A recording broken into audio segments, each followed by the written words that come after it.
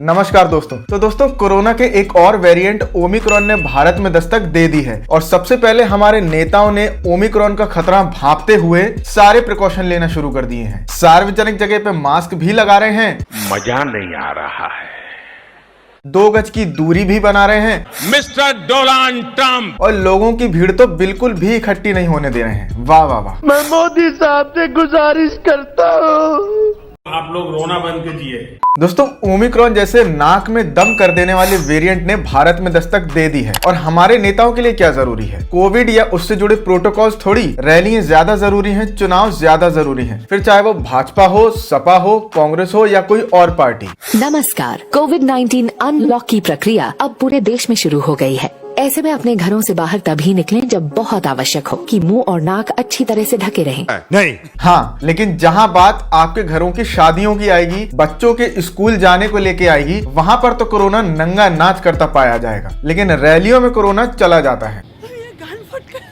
और हमारा मीडिया कभी भी इन नेताओं से सवाल नहीं पूछता कि जब तीसरी लहर हमारे सर पर है, आप कैसे इतनी हजारों लाखों की भीड़ जुटा रहे हैं। खैर मीडिया पूछे भी कैसे, वो तो सत्ताधारी दल के प्रचार में लगा है। आज इस दौर में पहुंच गई है कि इंडिया टुडे की जगह ये बीजेपी टुडे हो गई है। जो कभी इंडिया टुडे हुआ करता था वो आज पूरी तरीके से भाजपा यानी बीजेपी टुडे हो चुका है। आज मैं इसके प्रधान संपादक अरुण पुरी जी से कहना चाहता हूं कि इंडिया टुडे की जो साख थी, जिस तरह से आज धरातल पर आई है, अब इसका नाम बदलकर इंडिया टुडे की जगह बीजेपी टुडे कर दीजिए। मतलब एक न्यूज चैनल की मैगजीन पहले पन्ने से लेके आखिरी पन्ने तक उनके नेताओं और उनके कृत्यों और बयानों से पटी पड़ी है। अब देखिए, प्रधान संपादक जी के कॉलम से बीजेपी, यहाँ देखिए ये भी बीजेपी, यहाँ बीजेपी, यहाँ देखिए शिवराज सिंह जी, यहाँ बीजेपी, यहाँ उत्तराखंड के मुख्यमंत्री प्रचार उनका, यहाँ बीजेपी, यहाँ प्रधानमंत्री की फोटो। आज तक के एजेंडे के माध्यम से पूरा बीजेपी का प्रचार होता है। ये सारी फोटो हैं। यहाँ भाजपा, इनकी पूरी टीम मिशन 2022, यहाँ भाजपा, इधर देखिए पूरी भाजपा, ये भाजपा, यहाँ भाजपा। अरे मुझे चक्कर आने लग गया। अब यहाँ इनकी चाटुकारिता जारी है तो वहाँ टाइम्स नाउ कैसे पीछे रह सकता है? पिछले 1 साल से जो किसान आंदोलन कर रहे हैं, 750 से ज्यादा किसान उसमें शहीद हो चुके हैं। उसी किसान आंदोलन की वजह से मोदी जी को जो कानून वापस लेने पड़े, मैं आज देशवासियों से क्षमा मांगते हुए तो टाइम्स नाउ क्या कर रहा है? उसी किसान आंदोलन को ब्लैकमेल बता रहा है। Kisan stir to end. 13 months, 6 demands, 1 letter. Protesters claim government truce. Government going to blackmail. मतलब जो किसान आंदोलन कर रहे हैं, टाइम्स नाउ उन्हें ब्लैकमेलर्स बता रहा है। Times Now, Zee News, Republic Bharat, India TV, News Nation, News 18, ABP News और भी बहुत सारे चैनल हैं। इन सभी न्यूज चैनल ने किसान आंदोलन को बदनाम करने में कोई कसर नहीं छोड़ी और अब तो ऐसा लगने लगा है कि जितना ये चैनल किसान आंदोलन को बदनाम करेंगे, उतना ही ये चैनल भाजपा को नुकसान पहुंचाएंगे। मारिए मारिए, मैं बोल रहा हूँ, मैं गाल दिखाता हूँ, मारिए मारिए मारिए सर, मैं बोलता हूँ मारिए, मैं गाल दिखाता हूँ। तो हम तो यही कहेंगे, लगे रहो गोदी मीडिया।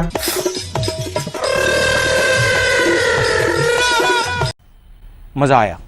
टाइम्स नाउ के इसी ट्वीट पर पंजाब के एक पत्रकार टाइम्स नाउ को जवाब देते हैं और उनसे ये बोलते हैं, लव सिंह आलूवालिया बोलते हैं, such word for the farmers is intolerable. Times Now should apologise else the farm leaders should get an FIR registered for defaming farmers. #Times Now मुर्दाबाद। और ये #टाइम्स नाउ मुर्दाबाद लगातार ट्विटर पर ट्रेंड भी करता रहा। तो दोस्तों हमने बात कर ली इंडिया टुडे की, हमने बात कर ली टाइम्स नाउ की, अब बात कर लेते हैं रिपब्लिक भारत की। रिपब्लिक भारत पे या रिपब्लिक नेटवर्क पे वो चीजें हो जाती हैं जो दुनिया में किसी भी न्यूज चैनल पर नहीं हो सकती। कभी इनका एंकर एक 3 मंजिला इमारत को 5 मंजिला बता देता है और उसमें लोगों को भी रुकवा देता है। वहां पे तो सरीना 5th फ्लोर, आपका जो अर्नब गोस्वामी है, जो पता नहीं क्या है, वो उसका मैंने नाम रखा है सरीना 5th फ्लोर। कभी कभी ये वीडियो गेम की क्लिप्स दिखाकर ये बताने की कोशिश करते हैं कि अफगानिस्तान और तालिबान के बीच लड़ाई हो रही है। कुछ भी मतलब हर आदमी तो इन्हें देखता नहीं है, लेकिन जो इंसान इनको देखता है, इनको अप्रिशिएट करता है, कम से कम उसे तो बेवकूफ मत बनाइए। कहाँ छिपा हुआ है? He is currently on the potty. इस बार इन्होंने एक नया कारनामा कर दिया है। जिन मेजर गौरव आर्या को ये अपनी अलग अलग डिबेट्स में बुलाते हैं, अब इन्होंने उन्हीं मेजर गौरव आर्या का अपने ही न्यूज चैनल पर उनकी रिटायरमेंट के बाद प्रमोशन कर दिया है। मेजर जनरल गौरव आर्या, वाह, anything is possible in Republic Bharat, but this is extraordinary. Major general Gaurav Arya, in the history of India he becomes the first soldier to get promotion from major to major general post retirement. It happens only in the republic of Republic TV. I am sorry, बाबू।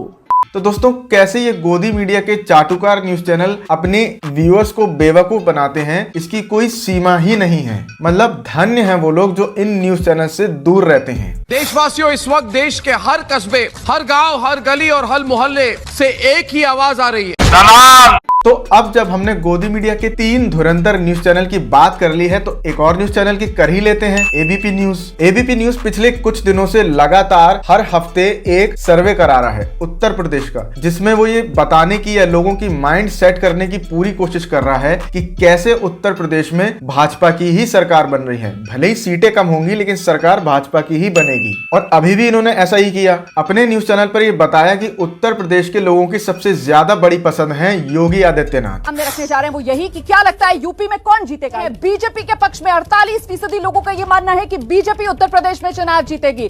यहां तक सब ठीक चल रहा था, लेकिन जब ये लोगों के बीच में उतर गए जो कि इनके सिखाए और पढ़ाए नहीं थे, तो इनका पोपट हो गया। बढ़त हासिल कर रही है सर्वे में बीजेपी, इस पर कितना बिल्कुल भरोसा नहीं। नहीं, हमें कोई भरोसा नहीं है, क्योंकि ये हर मोर्चे पर फेल है। सर्वे दिखा रहा है कि बीजेपी को बढ़त हासिल नहीं है। हमीरपुर जिले से इस बार सपा ही गवर्नमेंट निकलेगी। यहाँ पर इन्होंने काम किया है कि हिंदू मुसलमान के नाम पे बांट दिया लोगों को। भाजपा ने केवल हिंदुत्व के नाम पे चुनाव लड़ना सीखा है और हिंदू मुस्लिम इंसानों को लड़ाना सीखा है।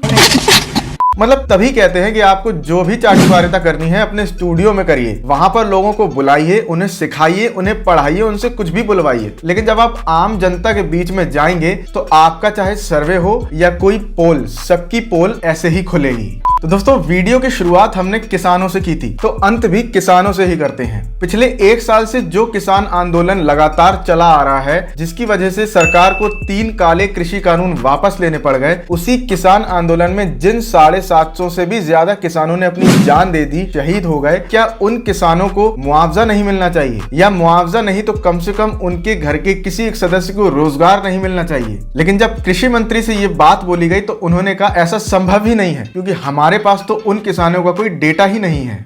इस मामले में कृषि मंत्रालय के पास कोई रिकॉर्ड नहीं है, इसलिए मुआवजे का प्रश्न ही नहीं उठता है। अरे अगर आपके पास डेटा नहीं है, तो राहुल गांधी खड़े होकर संसद में दे तो रहे हैं डेटा, ले लीजिए। या उनके नाम आपके पास नहीं है, तो ये नाम यहाँ है और मैं चाहता हूँ उनका हक पूरा होना चाहिए और उनको कॉम्पेंसेशन और रोजगार मिलना चाहिए। अगर उनसे भी नहीं लेना है, तो किसान भी दे रहे हैं आपको पूरा डेटा, उनसे ले लीजिए। अगर उनसे भी नहीं लेना है, तो हमें बता दीजिए, व्हाट्सएप कर देंगे। Are you comedy me? दोस्तों, हमारा मकसद सिर्फ इतना है कि पिछले 7 दशकों से जो किसानों की हालत है, उसमें सुधार आए, कृषि क्षेत्र में तरक्की हो, किसानों की आय दुगनी हो, जैसा कि वादा किया गया था कि 2022 तक हो जाएगी। दुगनी का तो नहीं पता, लेकिन आज किसानों की ये हालत है कि मेजॉरिटी, ज्यादातर किसानों की आय 27 रुपए प्रतिदिन है। तो किसानों के अच्छे दिन आए, महंगाई कम हो, बेरोजगारों को रोजगार मिले, बस यही हमारा मकसद है। तो अगर आप हमारे इस मकसद में हमारे साथ हैं और मेरा काम पसंद आता है, तो इंस्टाग्राम पर मुझे फॉलो करें। वीडियो पसंद आया हो तो वीडियो को लाइक करें, शेयर करें और चैनल को सब्सक्राइब जरूर कर लें। तो ऐसे सवालों को करने के लिए देखिए, एक तो बेसिक ट्रिक है, एक तो लाइक और शेयर ठोक दीजिए, महाकाल का लाइक और शेयर ठोक दीजिए। पूरा साल मेहनत करता हूँ आपके लिए बेटा, ऐसा नहीं चलेगा, ऐसा नहीं चलेगा।